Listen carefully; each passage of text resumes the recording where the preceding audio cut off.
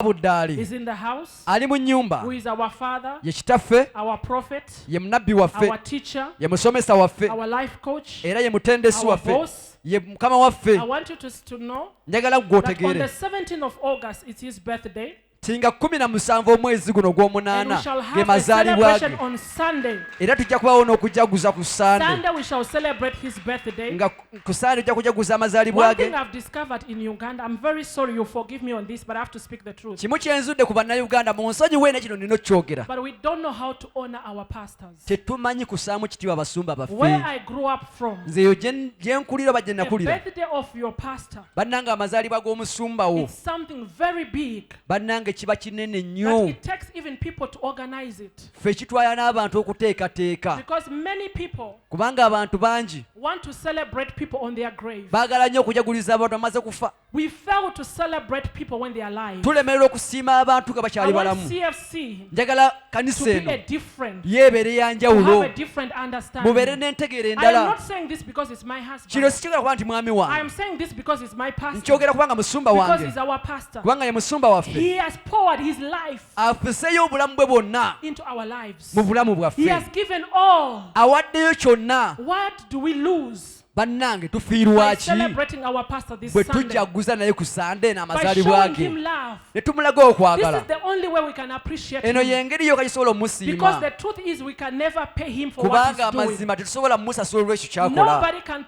Tewali asobola musasula, tusobola mwagala bwagazi, tusobola gamba bugambi nti webale Mukama, tusobola gamba nti mulabirizi otegeeza kinene mu maaso gaffe. Naye ku Sande tugenda kukuŋŋaana tujaguze ddala emyaka Mukama gy'amuwadde, ekisa Mukama ky'amuwadde. Nze mbeera naye nze mumanyi nnyo n'okusinga gwe bw'omumanyi. Manyi essaawa z'ayingirirako waka, manyi essaawa z'afulumirako. Yasembayo okuva mu kifo kino kyokka ate yasooka okuyingira wano. Teyeebako oyo gwe mulaba byonna lwa buweereza. Oluusi ngezaako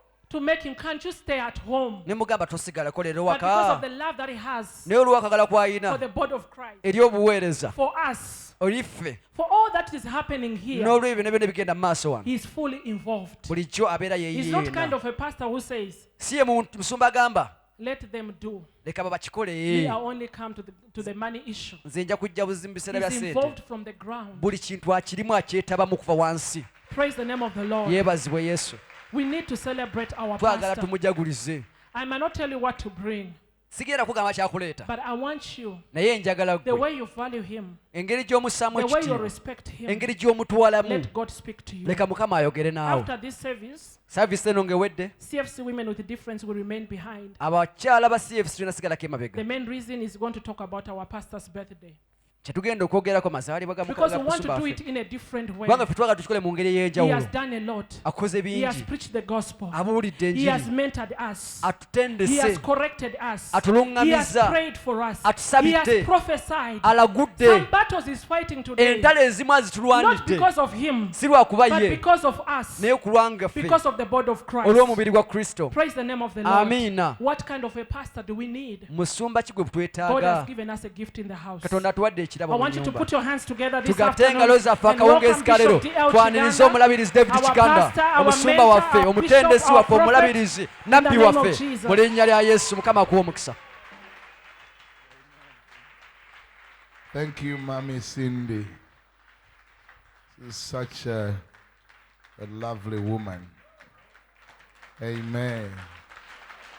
Hallelujah. Isn't she? I don't hear you. Isn't she? She is. Now you agree with me that I didn't make a mistake. Huh? Glory be to God. Thank you, Mommy Cindy, for those encouraging words. You are such a gift to us. She's such a gift. I saw an advert I don't know when. One of these days I saw it on TV done by Focus Media. They called her a prophet of change. Prophet. From now, that means from where to where? From lifestyle to culture. Now she's changing our body culture of Uganda. She's already now changing our body culture. A culture which do not, which knows nothing about birthdays. May God have mercy upon us. Mwinambala musisa mulinyala mukama waffe Yesu. Neiba mulamusizaako dda? Nyambo munamusizeeko. Muddemu.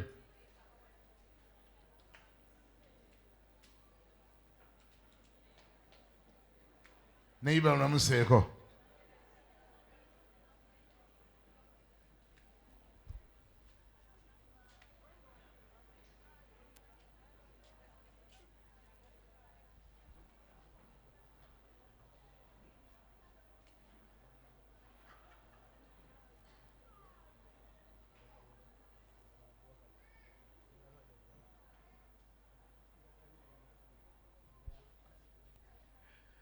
Hallelujah.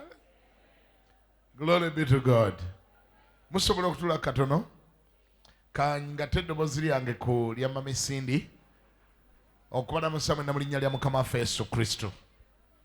Mwebale okujja. Mwebale okwagala Mukama.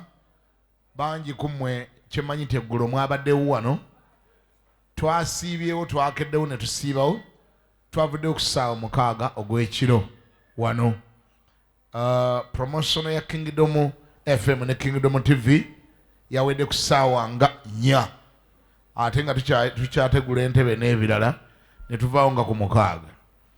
Kati bwe nkulaba ng'oli wano olwaleero nkwewuunya, olinga kyuma kya muzungu, olinga kyuma kya mujamani. Mukama akwongera amaanyi bulijjo mu linnya lya Yesu.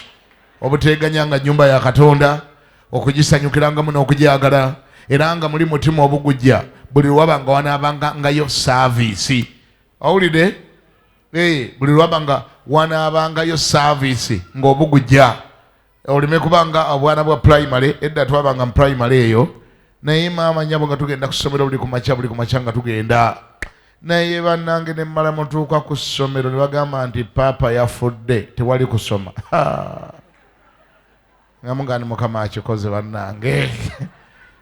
Era tetwalindanga ne headmaster kumala bigambo mukamwa kubanga baatubanga batuyise ku parade awo ne baga kale olwaleero tewali kusoma, paapa yakoze atya, paapa yafudde. Twadukanga emisinde nga tannabimala na mukamwa okuyita mu kasoli yenna ali awo ne mu bitooke ebiri awo nga tulinga gy'olindira okusoma bulijjo batusibako okusibe. Kagamba omuntu omutyo bw'ato bw'abeera nga alina ekintu ky'atannategeera abeera akyegattamu naye nga takyagala naye ng'akirimu. Sikulimba.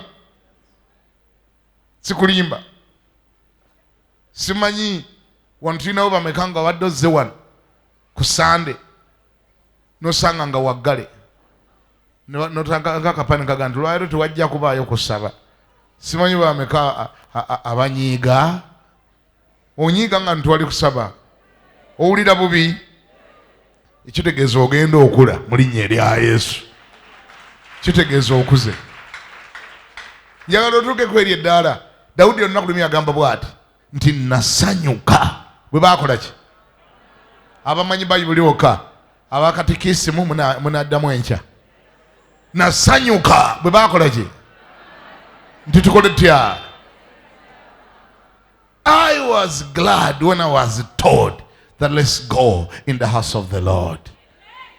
Ekyo bw'okituukangako nga n'otunula bw'oti ku kalenda ng'enkya lwa 6 manyanga ng'enkya lwa 6 ng'olaba wabulayo olunaku lumu okujja mu kyaki ng'owulira munda yo omwoyo bugujja olwo ng'otegeera nti kirabika okuze mu mwoyo. Kirabika okuze. Olaba otandise okwagala Mukama, olabika okuze. Ekyokubiri nga nakalokoka. Kye nasabiranga kibeerewo nga tuli mu service nga nno mwana nga temaze okulokoka. nasabiranga nnyo omusumba yeerabira okuweesaayo era nga bwe ndaba agenderera bw'ati mpolampola nga abyerabirenga nga ndi Mukama alabika yandikikola nga simanyi nti okuwaayo kugasanze nga ndowooza kugasa oli pasita kubanga nali muto obuto kye bubeera ngambira neiba nga bwomulamusaako ngambe nti nkulamusiza naye vaamu obuto mu linnya lya Yesu.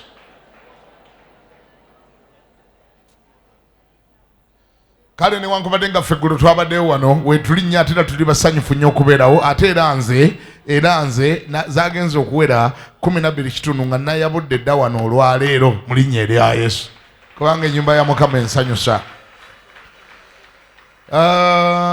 Nyinayo obuntu butono obw'okukola ku kituuti wano newankubadde nga ate n'obudde nsigaza butono mujja kunsaasirasaasira mu mpole ku bwammwe obudde obutonotono.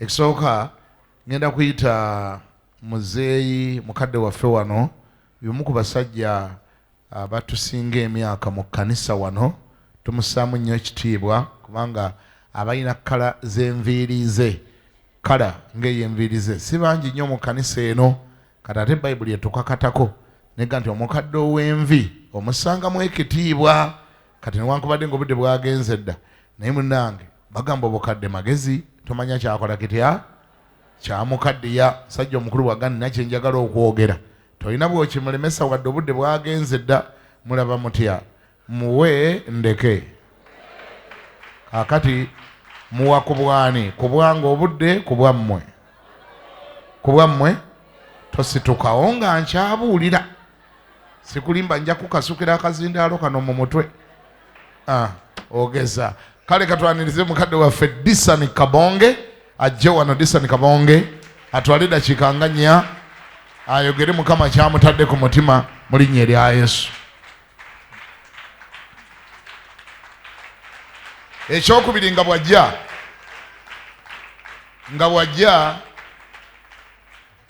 njagalayo abasajja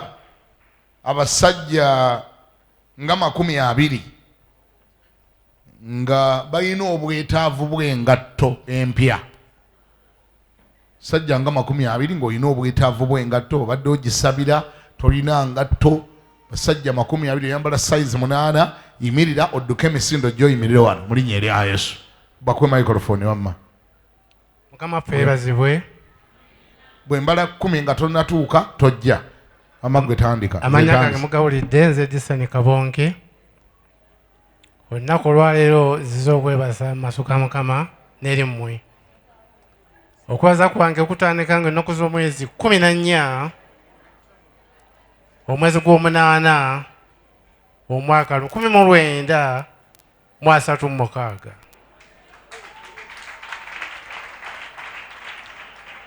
Olunaku olwo lwali lwamagero eri abanzaala saalumanya. Maama wange yangamba bw'ati nti enjuba erya obuwata yanzaala naye nga yanzaala ng'enkuba amaze okutonnyako nnyingi n'azaalya ku bitooke era ekitooke ekindaga. Kaakati nja kuyita mu bimpimpi nasomako bwe ntyo ennaku z'omwezi 12 omwezi gw'okuna 59 nafuna obulwadde obw'ekyenda ne bannongoosa emulago era ekyenda kyange ekyo bakisalako inchi 6 ne bakimpaya. Okuva olwo Mukama nkumbye ndi mulamu. Byenjogerako bigamba nti wa gyenvudde.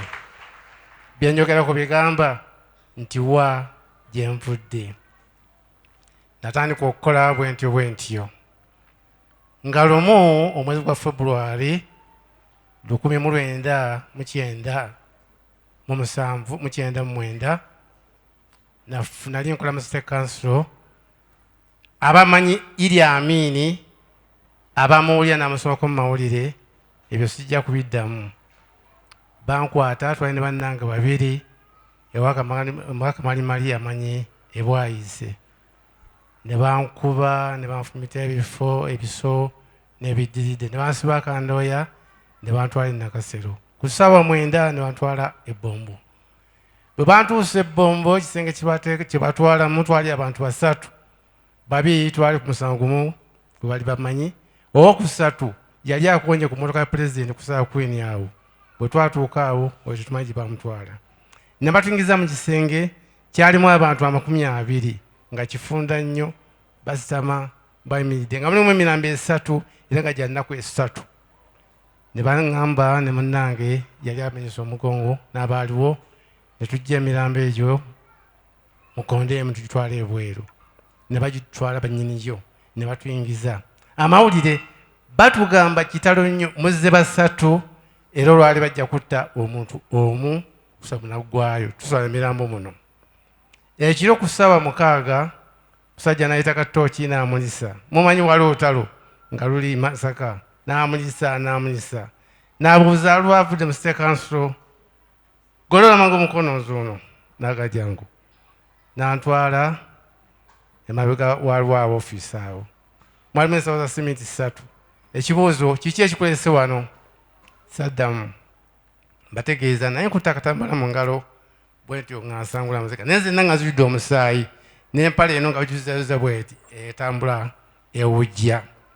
Musajja n'aŋŋamba, ogambye otya? Tomanyi? Fukamira. Ne nfukamira. Gola emikono ne ngola. Ogenda kufa, saba essaala yo.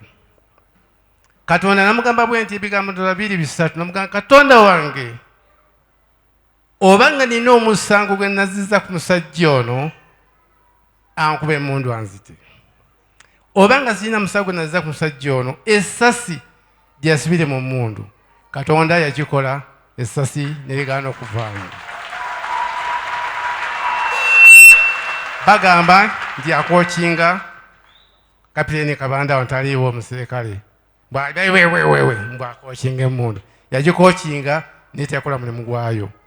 Oluvannyuma essaawa gye simanyi nsiise nze nzibiriza kono giri waggulu neegayirira Mukama ntaase. Omusajja n'ajja, simanyi oba yeetolola atya, n'anfumita emmundu wano, kiwa ky'emmundu wano mumwa gw'emmundu. Nagenda okuwulira ng'omusaayi gutiriika gutuuse mu kiwato nga ngudde neevuunise. Kabanga katono nnyo n'ansamba, n'akwata omukono, n'asitula yimiridde, n'aŋŋamba, oli mulogo, samwanukula. N'anzizaayo. N'ajjayo munnange we twali n'amuzaayo.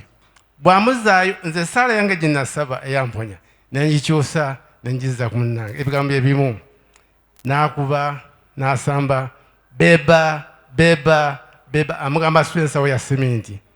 Twagenda okuwulira ng'abaloga akola asesema, n'aggalawo oluggi. N'agamba nti enkya omulambo gumuggyayo n'omuguleeta wano. N'agenda, omusajja oyo yali anaanangiramu. Enkya teyadda, omutuumula n'ajja. Yasingana mulamu, n'atuuka mumuggyeeyo, ne tubeera naye awo. Nga wayiseewo ennaku 7 tuli Bombo, ne batukomyawo e Nakasero. Bwatakomyawo e Nakasero, ne batwala okugenda okunywa caayi. Nze naye ebiseera eyo nga sinala kukanga sina sukaali.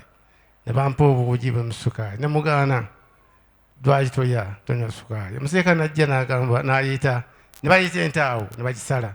Bagenda okubaga ente nga amasavu gaayo gafaananga kakyenvu wange ebimuli ebyo bityo. Ne ngamba nne sijja kulya nnyama kubanga nindidde kufa. Omusajja omuserikale n'ayita akataago, n'akateeka ku butebe bubiri, n'agajangu, gyokya. Bwe kasiriira ojja kufa, bwe katajja ojja kufa. N'agenda. Waliwo abaserikale basimbye layini n'emmundu zaabwe bw'ati basimbye ku mugongo bunakane. Omusajja yali mu kyoli, Mukama amusaase, oba yafa bakyaliwo, n'ensaba Mukama amukuume nga bwe mukuuma. Ali mu kawunga agoya. Dakiika nga 3 omusajja n'ajja n'agaleeta. N'agaleeta. Sala. N'ensala. Mumanyi akataago katiika omusaayi. Teekawo munnyo. Ntandika okulya. Ne mugamba sirya nnyama. Ogambye otya? Sirya nnyama. Ojja kulya ssasi gy'ennyama, otulya nnyama ojja kulya ssasi. Munnange akaaba kabonge gy'ennyama. Ne mugamba sijja kulya nnyama, leka nfe nga sidde nnyama kubanga sinza kulya mufu munnange. Musajja n'atambula n'agenda, n'akwata emmundu, n'agiyita, n'agikwokinga. Omaze okulya ennyama? nsaba Katonda essaala yange eri namusaba yamponya musaze.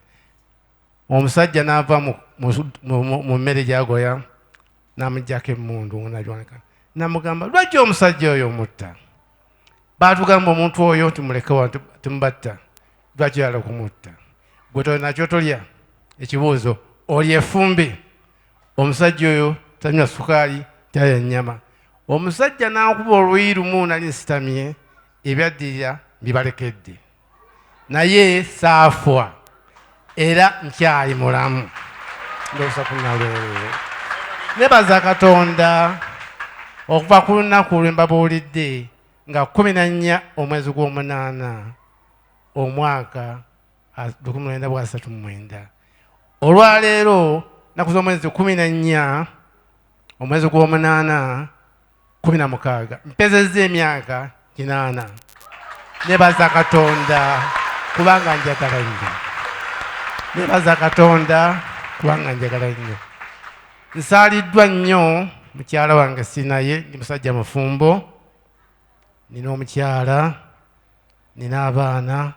Nali mbadde mpa obujulizi omukyala ngo waali, naye yagenze ewa Meja Kabanda olw'ebyo ebiriyo bye mumanyi. Nina abaana, omwana wange omukulu nga Septemba 3 omwaka guno ajja kuweza emyaka 51. Abaana bange abalala weebali Mukama ampadde. Omwana nga asembayo alina emyaka 24 ali mu university. Ebigambo byonna njagadde okubibawa wagye nvudde. Nebaza Katonda, nsaba bisopu, abasumba ne kanisa yonna okutwalibwamu bongere okunsabira ebirya. Sebo toyanze nnyo, toyanze gwe obujulizi bw'otuwadde. Ate ekirala ky'olina okujjukira omukyala bameka bamanyi mukyala Kabonge? Bamumanyi. Asabira wanera yamuwasa kwano. Kamogere na kano kintu ky'amaanyi kya kitiibwa kya ttendo. Ani alina emyaka 81 wa 8 ajja negatekwanebazi weya waliyo omu ajje wano nkusaba ojje wano. Si kibonerezo, si kibonerezo. Keti kalibala jangu nobula oba waali bannange tusonyiwe. Si kibonerezo ne munnange ajje wano aneebazeeko. Munnange ba 8 bano bane wabere wati asigalaawo muzeeyi sigalaawo ajja kutuuka. Wabere wayamba gukete Sebuliba Catherine Sebuliba oli wa 8 n'okyadduka misinde 87 ono amumenyeewo.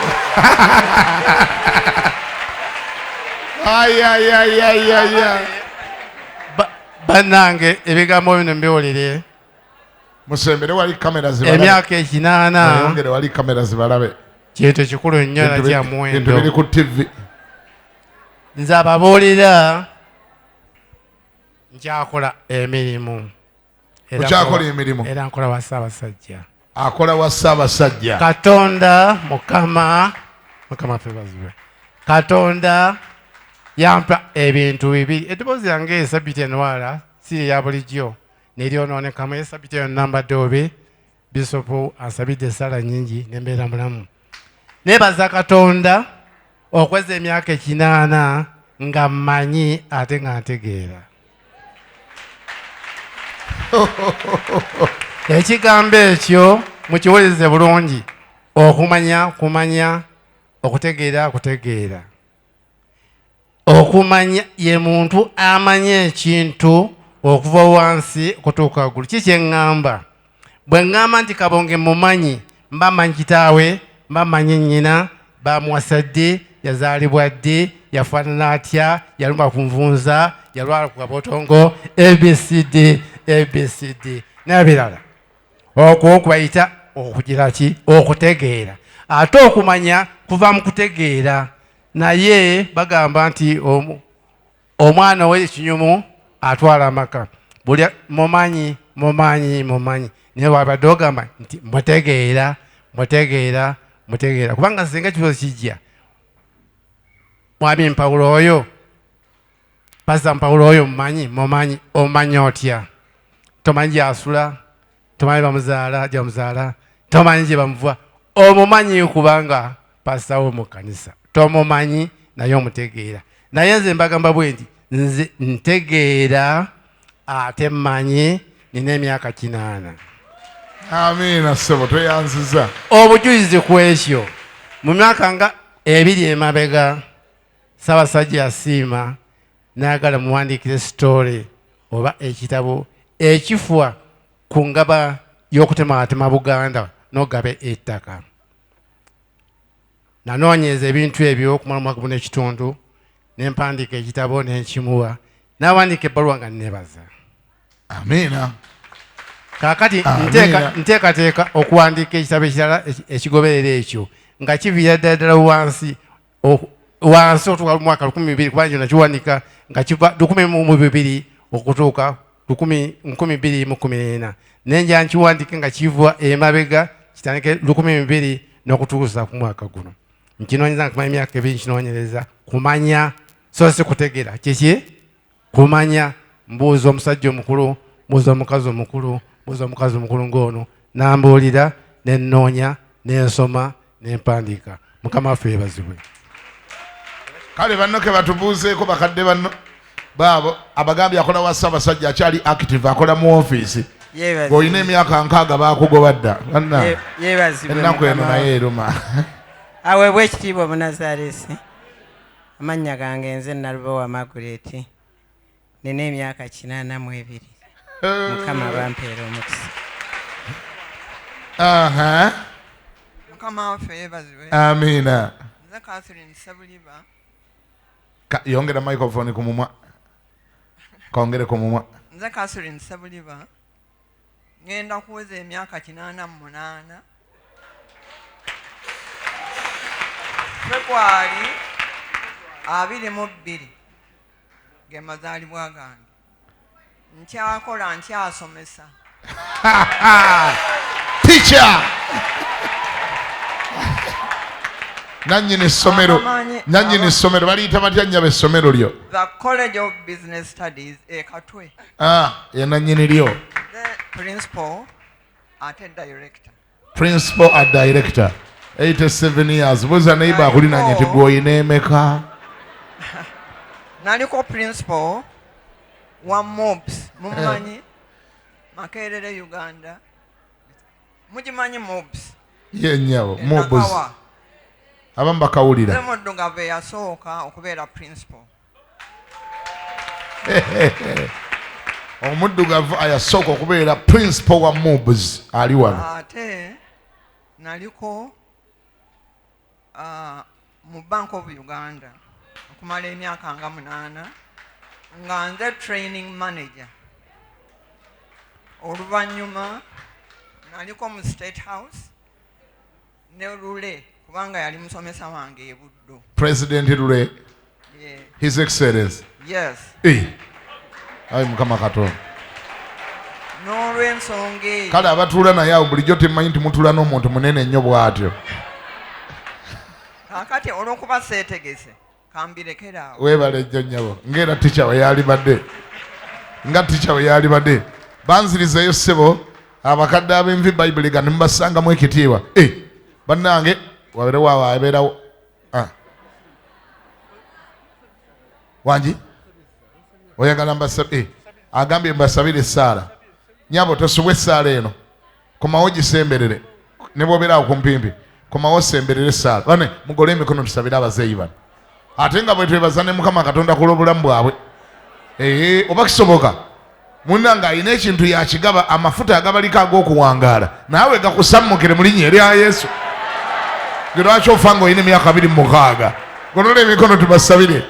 Katonda gwayinsabe na Mukama tukwebaziza nnyo olw'obulamu bwabwe kubanga bawangazza paka okutuuka eyo gye batuuse abadde ggwe abakuumye paka kaakati ne tukwebaza kubanga Mukama tokomye kubawangaza naye bawadde omwoyo ogukwagala omwoyo ogukutya ogulokoka. Abakadde ab'envi ab'engeri ng'eno ennaku zino mu ggwanga lyaffe lino erya Uganda babeera mu byakusamira baba nabigali wansi wa kitanda baba bammandwa baba basamize baba mu ssabo naye raba bano Mukama ku myaka gyabwe gino egy'obukadde n'obalokola sebe ekyo tukikwebaliza tubasabira bongere okunywera okutegeera Mukama okumanya Mukama okumwagala omuweereza bongere emyaka emirala mingi nnyo bw'ate adamu nga yawangala 96 ne bano bongere emyaka mu linnya lya yesu. Sebo nga tumaze okwebaza ate tubeebaliza, tumaze okubeebaliza ate tubasabidde mukisa gwa Katonda gutambule nabo. Naye ate twogeddemu kano nti alina ekintu yasobola okukigaba bano bawangadde. Abantu bano nga bagolodde emikono gyabwe nabo bataapinga amafuta g'okuwangaala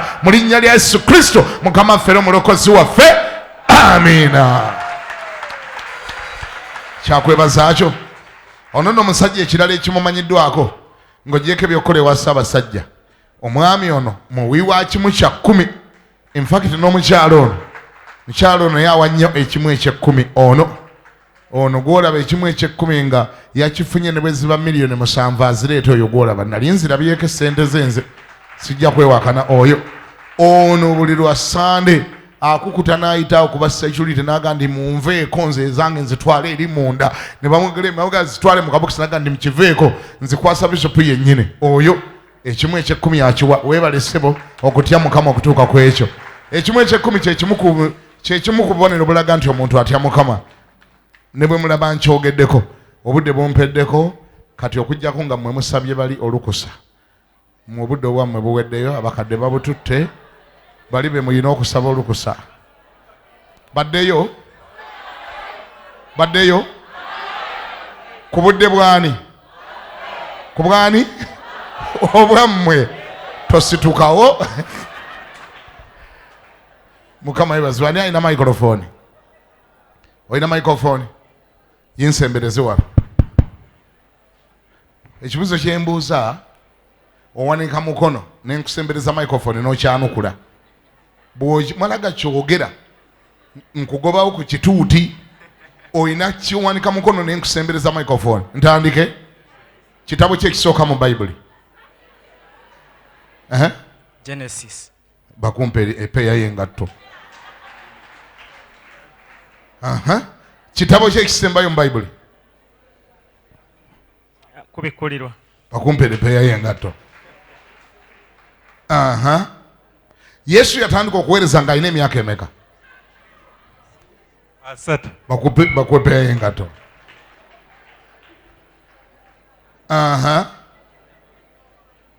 Mariya yalina abaana bameka?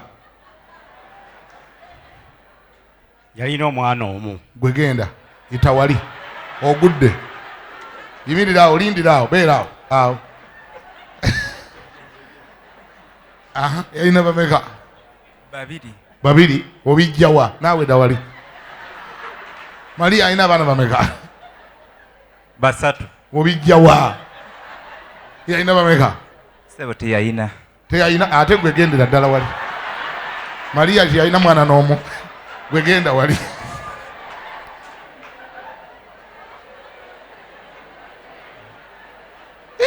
Abantu bano bazibu nnyo bannange. Muyigiriza ki ayalyamu Yesu olukwe? Ani? Judas Iscariot. Genda ali bakuwa epeeya y'engatto. Muyigiriza ki bayigiriza ki ababiri be bazaawo nga Yuda amaze okufa? Baani be bazaawo abamulipulesinga? Mwena ngenda bagoba. Bw'omala okufuna engatto ng'ova ku kituuti. Babuze. Ani yasabira wangi obasudde? Matayo ne Yusufu. Gwateddera ddala wali.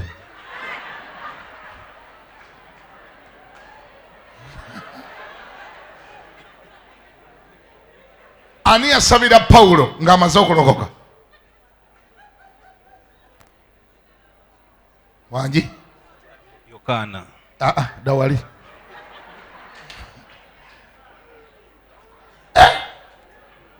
Pawulo yali alagawa ng'akutte luguudo ki ng'alagawa ku luguudo ki yali alagawa omusana gulyoke gumwakire mu maaso eddoboozi lyoke limugende nti Sawulo Sawulo lwaki onjigganya mukono wangi siwulira Damascus. bakupe engato ogende.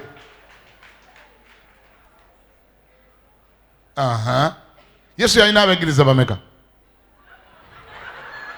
12. Bakupe engato ogende.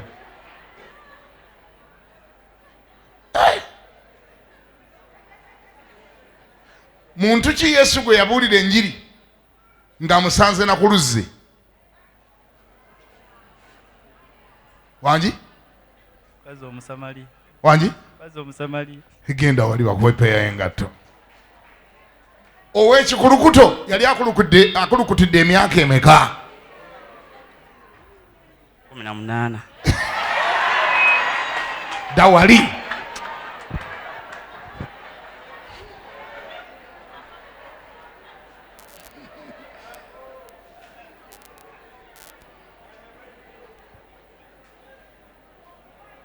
Maria Wangadalena bamugobamu emizimu emeka?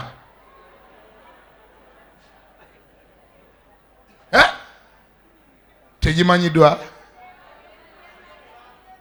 Oli eno wenunula? Musanvu. Genda bakuwe engatto.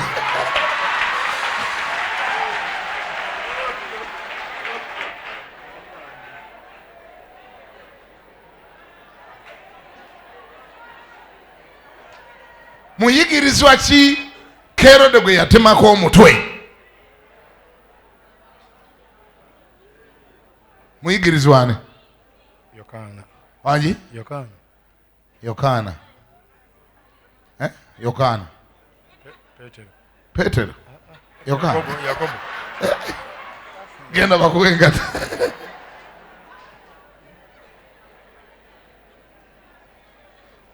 Peya y'engatto ekute wansi ne waggulu. Eggulu twagabye peya 150 wano. Mumwabadde wa? Bayibuli erimu ebitabo bimeka?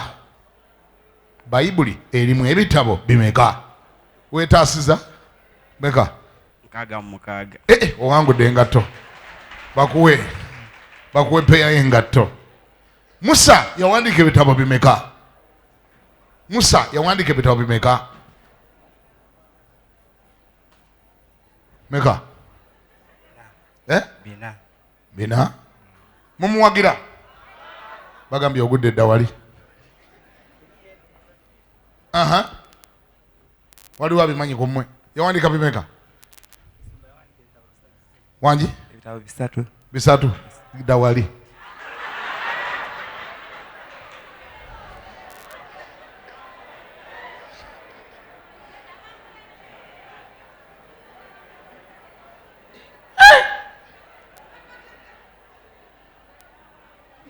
Deuteronomy mu Luganda kye kitabo ki?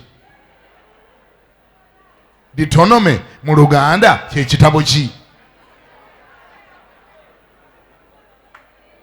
Deuteronomy mu Luganda kye kitabo ki? Ekyamateeka. Genda bakuwe engatto.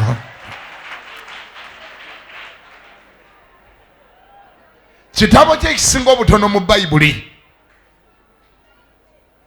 Kitabo ki ekisinga obutono mu Bayibuli? Lucy. Obijjawa? Bayibuli. Genda wali. Abanaatera okugenda bayitaawo. Kitabo ki ekisinga obutono? Nomanya ndi bw'ova wano dda wali. Malaki taata. Malaki? Dda wali.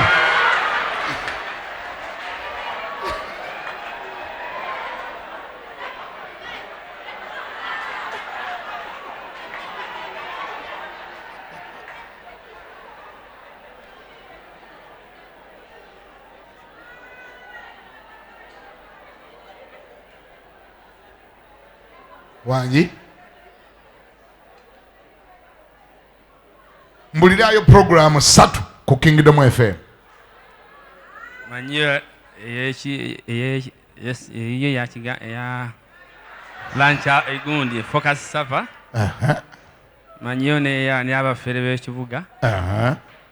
Manyiyo ne ebyobufuzi yo ku Sande. Bagiyita batya? Bannamawulire. Dawali. Mbulirayo ba presenter 3 ku Kingdom FM. Nakatayi.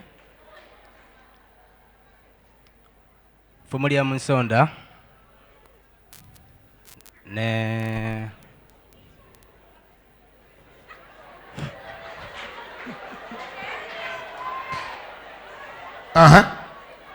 Mukwasi Triple S ne Bishop Kiganda. Genda ali bakuwenga. Wanange. Kingdom FM eriko frequency number maker.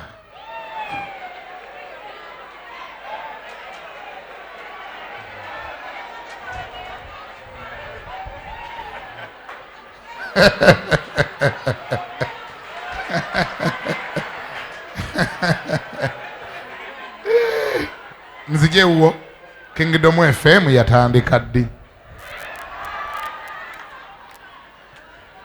Kiganye. Yatandika ddi. Sijukira. Mbulira aba presenter babiri ku Kingdom TV. Zempuliza radio. Gowulira wa radio. Pai program nya. Focus Supper. Afere bekibuga. Biri. Lunch hour. Satu.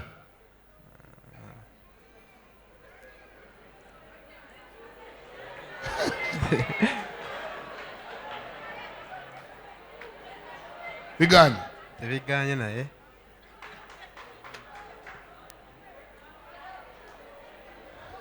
Kale genda bakuwenga toke. Mukutulanjegere. Mukutulanjegere. Weddemo.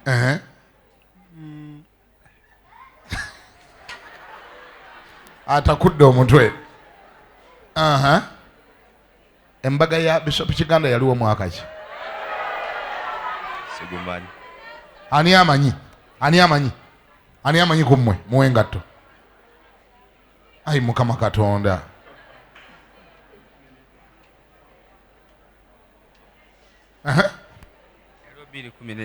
Genda bakuwengato.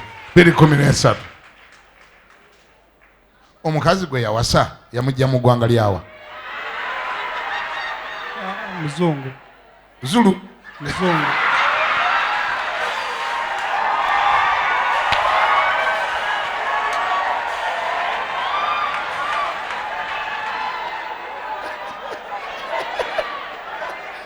Wanyi. Zimbabwe. Zimbabwe genda bakuwengato.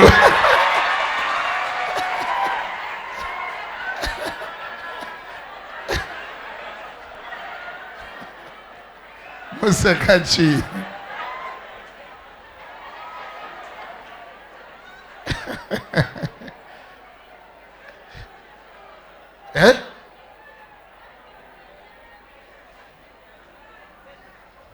Ani kumwengo osabira wano ngeno yekanisayo. Mpaya abasumba ba wano 5. Amanya 5. Senga Nalongo Madina. Omu. Bishop Kiganda. 2. Musumba Isaac Paulo. 3. Musumba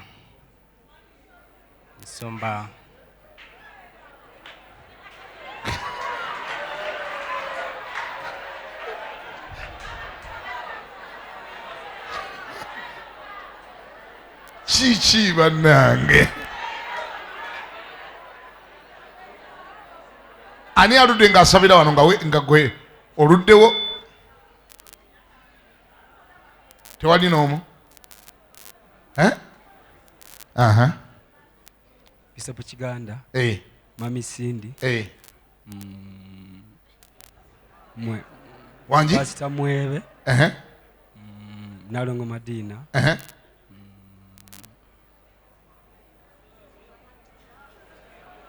Baganye. Pastor Betty Nantongo. Betty Nantongo. Genda bakuwengato. Betty Nantongo.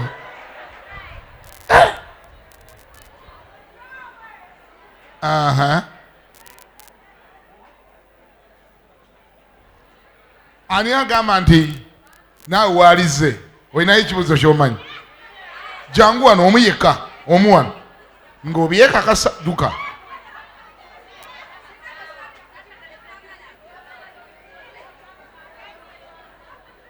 Oze wano mukyala wa Pastor Timothy Kimbugwe bamuyitaani. Tomulabanga nako.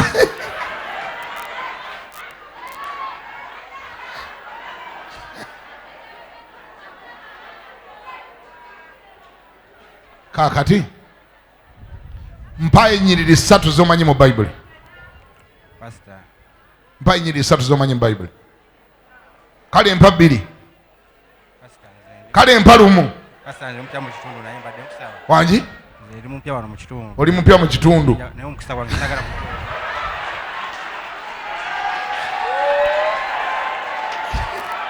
yagambye ennyiriri tazimanyi mupya mu kitundu.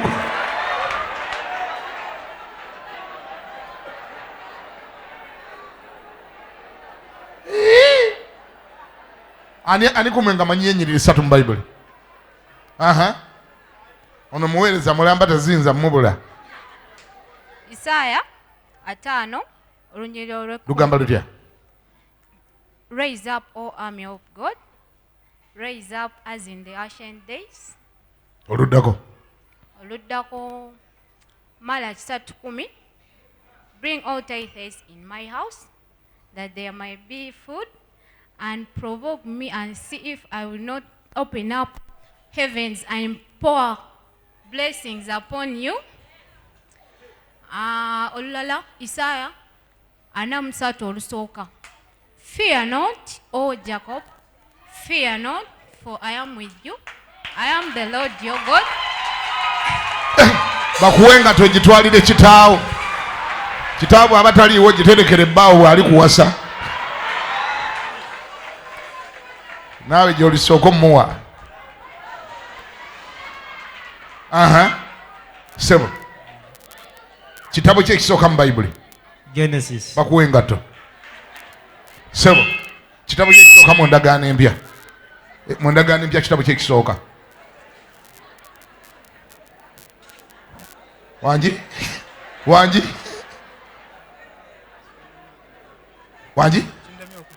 Kikulemye okutegeera. Sebo. Kitabo ki ekisooka mu ndagaano empya?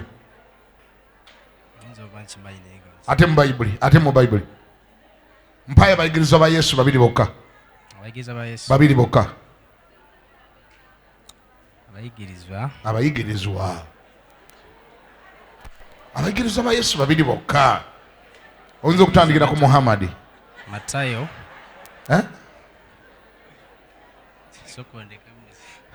Sokondeke.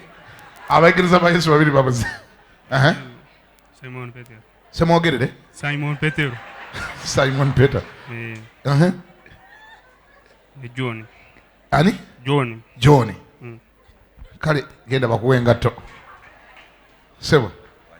Abayigirizwa ba Yesu 2. John. Oiba mwogedde. Leta mulala. Yuda Iscariot. Omulala. Abayigirizwa 2 bokka. John bamumaze. Muveeko.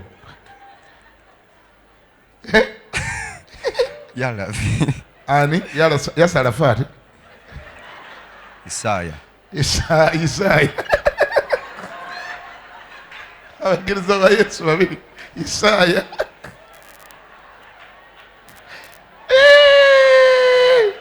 Banange eno Sunday enyumye bannange. Obajjukidde abayigirizwa bameka ba Yesu? Mpa 5 bayigirizwa ba Yesu. Petero. Omu.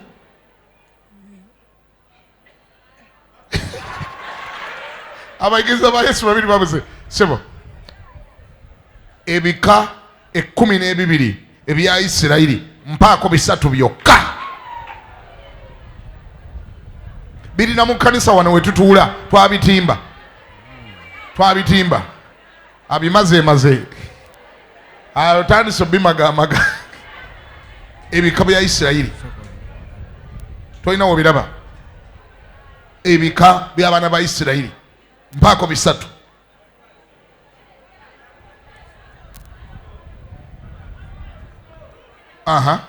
Gwe bizudde. Rubeni. Dani. Ne Naftali. Ne Naftali genda bakuwenga towali. Bana ina mulimba. Mulimbiye mbananga. Ani kumwayinamu gas sebo. Mpaye baluwa za Paulo 2 zokka z'omanyi yawandiika. Pastor ompadde ekibuuzo kya mu Bible. Eyemu. naye nze ni musajja mu Katuliki.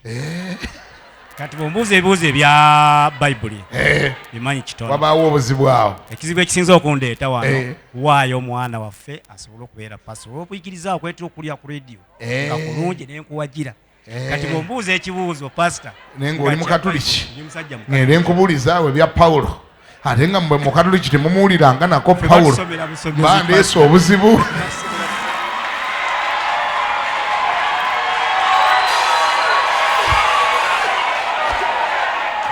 Wanji alokoke agenda kulokoka yalese n'omwana w'okuwaayo agenda okumbuza ebintu ebyo ffe erimu mu Katuliki batusomera busomezi tetumanyanga nako ndi Pawulo alinayo n'ebbaluwa n'emu. Baluwa za Pawulo Bakolito ne Galatians. Genda oli bakuwenga togitwalire kitaawo ayambale. Kaakati kati wandyagadde gwe tukubuze byabo Katuliki ate kyekintu kye bakuyigiriza byabo Katuliki.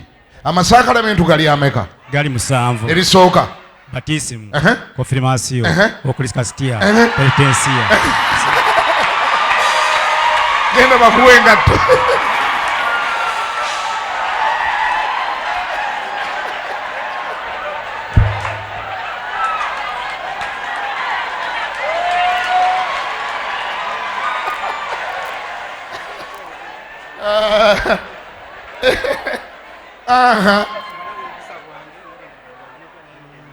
Why?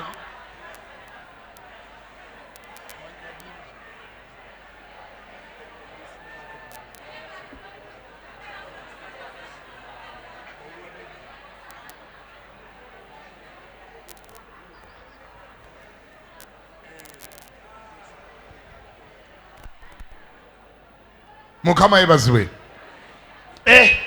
Bannange eno Sunday nyumye kale katuve wano. Vice President wa Uganda bamuyitani Yoweri Kaguta Museveni.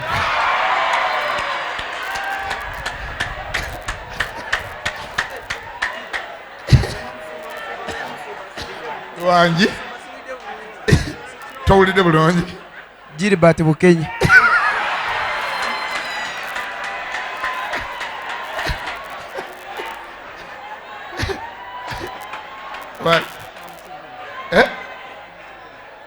Bamuyitani Vice President wa Uganda. Mushara wa Museveni. Mushara wa Museveni. Ye Vice President. Mushara wa Museveni. Bano nga bocha. Wamasewa. Speaker wa Parliament bamuyitani. Rebecca Kadaga. Kenda bakuwenga to Rebecca Kadaga. Sebo. Nankulu wa Kampala bamuyitani. Nankulu. Executive Director. Wanji? Tomumanyi. Ayi Mukama Katonda. Executive Director. Jennifer Musiba kuwenga to.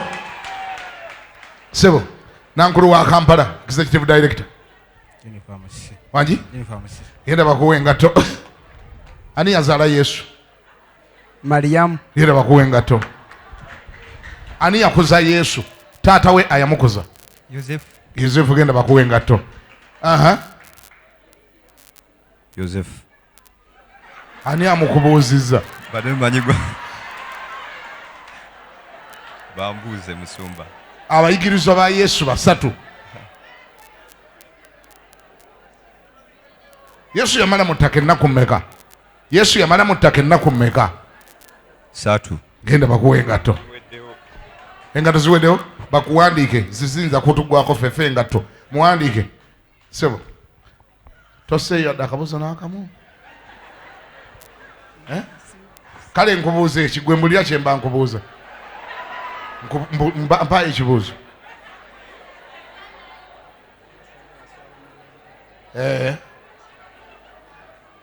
okay ani akulira amagye ga Uganda? Kale omukulu wa poliisi Kayihura banange mbakubireko mu ngalo abakulu abo baba wandike oyo mukulu abawandika agenda bawe engato zammwe servicing ewedde zibeerayo mu store. Ayayayayaya bannange. Buuza neighbor akulinaanye ndi kiki kyoyize akikubuulire.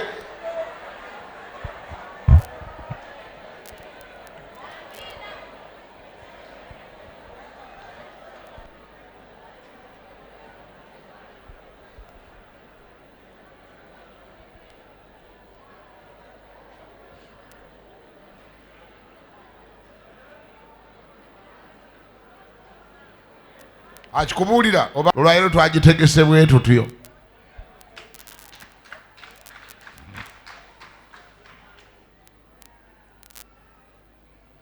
Nsiramu okwaniriza abagenyi baffe Mama Bivale ne Bevale mwebale nnyo okujja otwegattako. Babakyala abo ffe tumanyi kye batukola nga tuli e Bungereza wano tuvaayo ng'essaati tezikyasiba mapeesa. Mwebale. Yeremiya 1:4 omulabye? Awo ekigambo kya Mukama ne kinjijira nga kyogera nti bwe nali nga sinnakubumba mu lubuto nakumanya era nga tonnava mu lubuto lwa nnyoko nakutukuza era nkutaddewo okuba nabbi eri amawanga. Siwulire bw'ogambye nti amiina. Kisoboka okuba ng'abantu abalala bo tebakumanyi naye nnyina amawulire amalungi gy'oli nti ye Katonda bwe yali tannakubumba mu lubuto yakumanya. Yakola ki? Era n'akutukuza era n'akuteekawo for a mission. Bwe weerabaawo oliwo for a mission and for a purpose. Toliwo bubeezaawo just to pass time. No! You're living and you're existing for a divine purpose and mission. Siwulire bw'ogambye nti amiina. Abantu bonna bo bakakulaba. Bonna abakwogerako bakakulaba tebakutegeera. Era bawulira ng'oli ng'akugamba nti naye gundi gwe nze sikutegeera mugambe nti okiteebye oli mutuufu toyinza kuntegeera. Naye nnyina yantegeera ye Katonda. Agambye atya bwe nali sinnakubumba mu lubuto nakola ntya nakumanya. Katonda yakumanya nga ne maama wo tannakumanya. Maama wo yali tannawulira yadde akantu akeenyoola mu lubuto nga tannategeera nakutegeera nti yakufunye wangi nga naye mu lubuto tonnagendayo. Ye Katonda yakulaba. Yakulaba ng'ojja n'asetinga ebiromo onojjira n'asetinga ennaku z'omwezi n'asetinga maama n'akuzaala n'asetinga ekibuga mw'olisaalibwa n'asetinga eggwanga mw'olisaalibwa n'asetinga. Lwaki? Yakumanya. Taatawo baali tebannamuga nti mu lubuto mpuliramu akantu akeenyoola nga ye Katonda ali eri anyeenya mute bw'ati ng'aga nti oyo ayabudde. Yakulaba ng'oyabula. Yakulaba ng'ojja. Kati ekibuuzo kye nali agadde okubuuza nga mmaliriza. Yakumanya nti olibeera ki? Nti olifuuka ki? Yakumanya nti olibeera ekyo ky'oli. Gwe weekebereko bw'oti weetunuulire. Mu kulaba kwo ekyo ky'oli Katonda kye yamanya nti ky'olibeera. Ekyo ne biggweeraawo. Katonda n'agamba nti yakumanya nti gwe akutegedde ogenda kuzaalibwa osulenga mu kkanisa. Kyekyo kye yamanya. Kisoboka okuba nti Katonda yayogera nti nakumanya ne nkulaba ng'ojja nti gw'ogenda kusuzibwa nga busuzibwa. Siwulira. Kisoboka okuba nti Katonda yakumanya nti gwe ogenda kuba feeriya. Katonda n'amala obudde amanya ekyo. Katonda n'aba nga yali eyo mu ggulu n'amanya naga nti ono muweereza ku nsi talina kyalifuuka agenda kubeera nga mupangisa emirembe n'emirembe. Kisoboka okuba ndi ekyo Katonda kye yamanya gwe. Ndi Katonda yamanya ndi gonobeera nga nawandwadde ng'oli mulwadde emirembe n'emirembe. Kiyinzika okuba ndi kye yamanya. Sikikkiriza ekyo. Si we kiteekwa okuba. Bwe kibanga bwe kityo bwe kiri olwaleero ekyo omulabe ye yakikola. Tugenda kukaabirira Katonda akuzzeeyo ku kiri ekiri oli gino Katonda kye yamanya ky'oteekeddwa okubeera mu linnya erya Yesu. Ga nti amiina. Yimirira.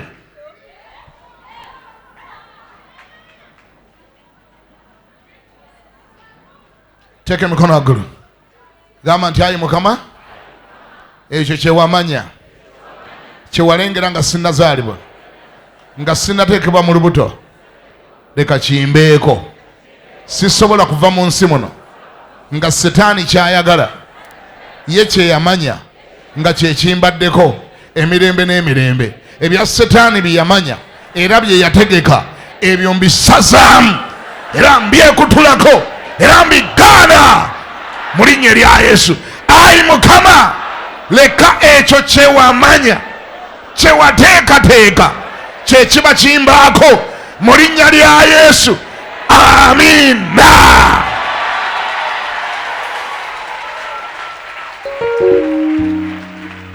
Mukama yebazibwe nnyo. Ngenda kuyita wano omusumba abawe ebirango by'olwaleero. Tuve wano. Bangambye waliwo ebbaasa ez'okusabira zizino z'ennakivubo. Nakivubo twamulonkinze, Nakivubo bamutongozezza. Bw'obanga oli omu kwabo abanawagira Nakivubo bamwogeredde dda, sagala kwongera mwogerera.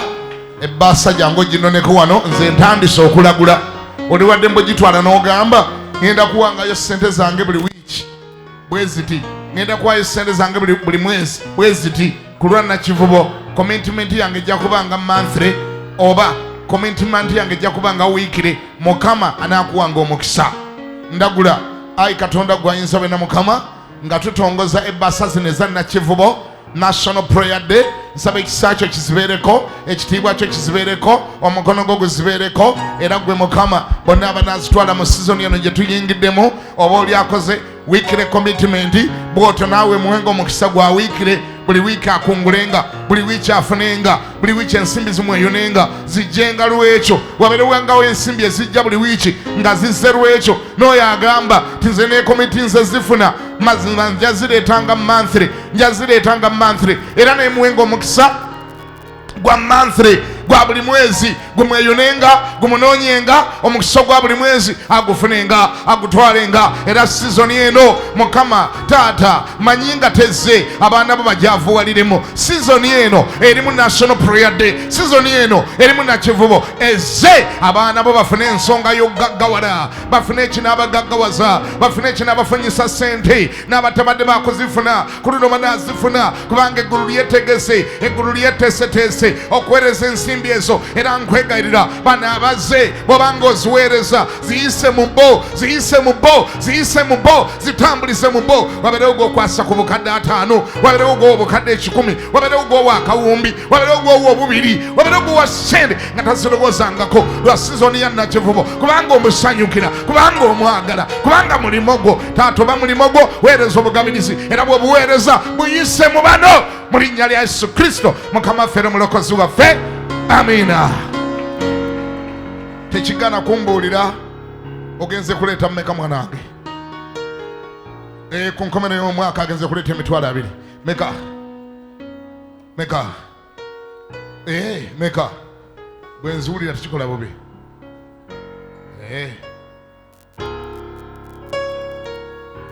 Musembereko eno, musembereko eno. Teacher. Waliwo. Teacher munnange. Waliwo n'abalina. Tekigana kumbuulira nti miliyoni nti 2 nti 10 nti 5. 25. Kama kw'omukisa sizoni ebeereyo. Leka sizoni ebeereyo. Wabeereko abagigulamu ebizimbe, mugulemu amataka mweno sizoni. 2. Kubanga ekintu ky'okwagira kinene naawe ekwata binene. Ky'owagira kinene naawe ofuna binene. Naawe alina gy'owatwala. Alina gy'owatwala ng'ogikomezzaawo gireete wano. Ng'olina gy'owatwala naye ng'ogikomezzaawo gireete ogisse mu kaseera ako. Tekigana kumbulya mmeka z'ogenze kuteekamu.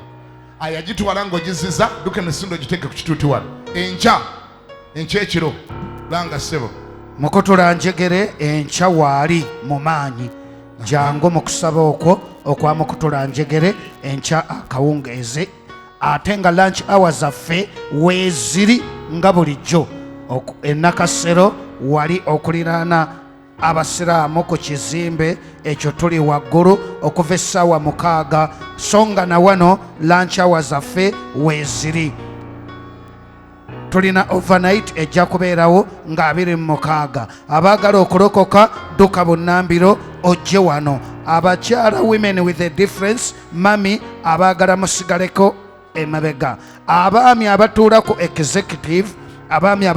executive ku lunaku lw'okutaano essaawa 12 tugenda kuba tusisinkana tutegeere bwe tugenda okuddukanya olukuŋŋaana lwaffe olunaabeerawo ng'ennaku z'omwezi 3 kati bw'omanya nti oli mwami otuula ku executive oba ng'olina munna atuulako mutegeezeeko ku lwokutaano ssaawa 12 alina obweyamo bwonna nga wabukomezaawo toddayo nabwo buleete wano twagala twatula ekisa yimirira deliverance service weeri akawungezi tugende